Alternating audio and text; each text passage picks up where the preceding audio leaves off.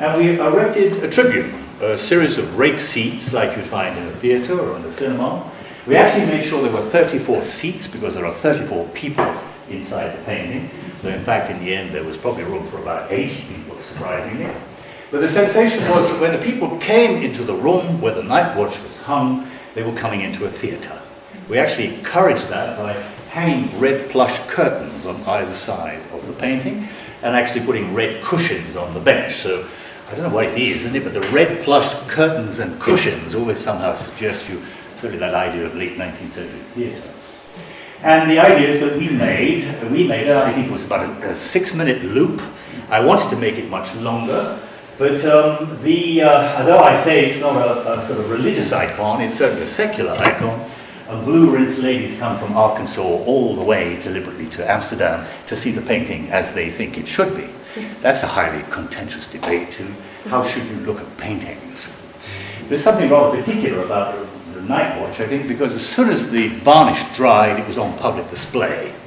Most of all, there's millions and millions of paintings painted in the Golden Age, probably ended up in private houses and were only seen by the owner, his wife, his children, and the delivery boy. So remarkably few people actually saw all those premieres that we're now so familiar with, because the idea of the museum is basically a mid-19th century idea.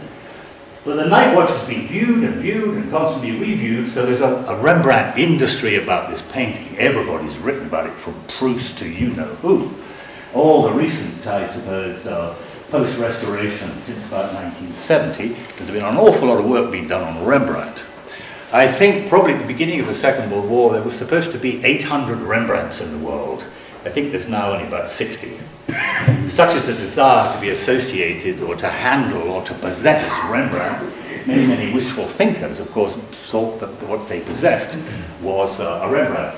That can be perfectly excused, of course, because he ran a huge atelier of many, many famous painters. I don't know whether you've heard of Ferdinand Bals, Gerard Dou, Karel Fabritius. These are all major painters of the Dutch Association. And those three, along with at least another 30, were all Rembrandt's pupils at one time. There's no wonder there were, in fact, so many of these Rembrandts, supposedly. There is another strange calumny. The painting was originally hung in the military headquarters. It is a part of a long line of a genre referred to as the military Dutch painting.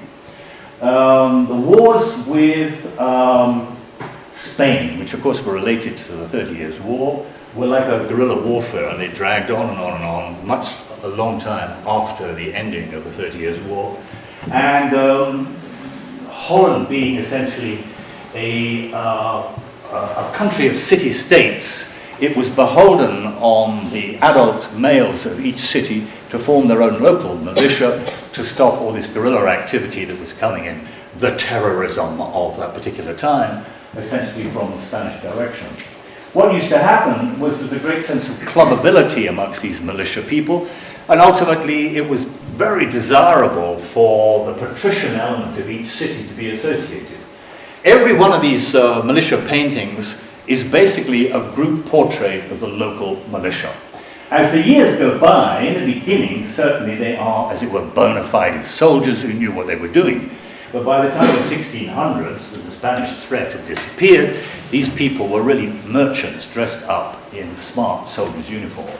There was no such thing as a regular uniform, and everybody had to buy their own. So that meant the guys with the most money, of course, had the most sort of gear on and the most sort of decoration. And this is particularly true of this painting, which comes very late in the militia genre. So I think probably there are only about another 4 or 5 paintings painted after the Night Watch, and in a curious way the whole genre disappears and there aren't any more. So by 1650 that's the end of this particular tradition. So the notions of posing, I'm going back to the theatricality again, people dressed up in costumes which aren't really their own, often handling muskets which were always meant to be ornamental and never fired, is an indication of all the layers of artificiality. So particularly fitting, I think, for a theatrical presentation. Okay, if you're being patient, I'm coming closer and closer to the actual core and excitement of the phenomenon. They then gave us again, that royal us. I worked with an extraordinary lighting cameraman who was extremely proficient in all the technologies, a Dutchman called Reinier van Brommelen. And between us, we devised a lighting program which was 6 minutes long.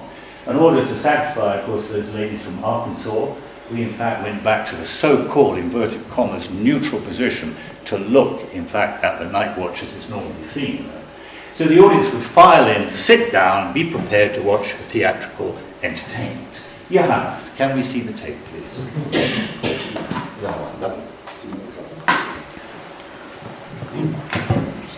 Have a look at it first. Remember, it was repeated. I suppose it must have been shown 600 times every day.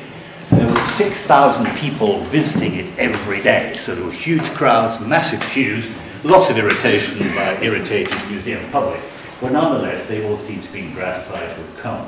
So we can see it more than once, but just have a look at it first of all, and imagine that what you're watching is the real painting of Rembrandt, of the Night Watch, made in 1642.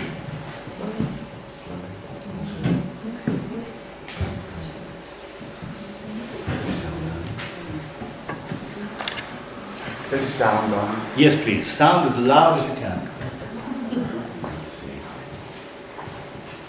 Shall we kill the lights? Yep. Please then. One kind of